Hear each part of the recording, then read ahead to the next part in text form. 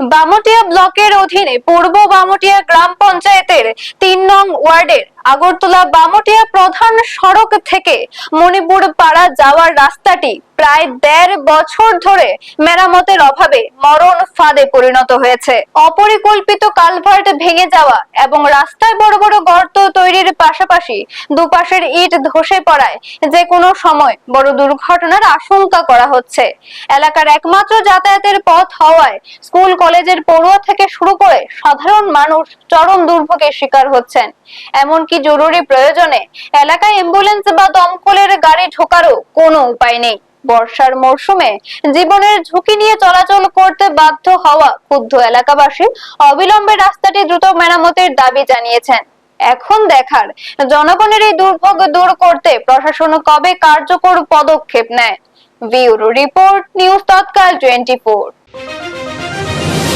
কদিনই বড় রাস্তাটা ভাঙ্গা? রাস্তাটা তো মোটামুটি বছর খানো যেতেছে, বেশি হইব। আমরা তো কষ্ট করি কিন্তু ঘরের মানুষ আপনার এদিকে যে প্রধান মেম্বার আছে তারা কইছেন না রাস্তাটা ভাঙ্গা একটু ঠিক করে দিত? খারাপ টইটা দিয়ে চলতেছে। ওই দিকে সামনে প্রধানের বাড়ি। কোন দিকে? উত্তর সামনে যাই উপপ্রধান রাজেন প্রধান, খাই মনে উপপ্রধান না।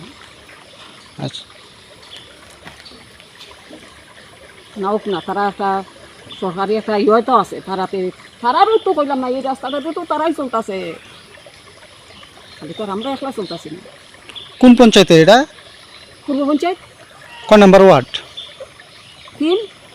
আপনার এদিকে মনে করেন মোটামুটি কত পরিবারের আসা যাওয়া? এখানে তো মোটামুটি 10-15 বেশি বিবাহ হইতে পারে। ভিতরে বাড়িঘর আছে? হ্যাঁ, এই দিকে বাড়িঘর আছে তো। আপনারা দেখছেন নিউজ তৎকাল 24।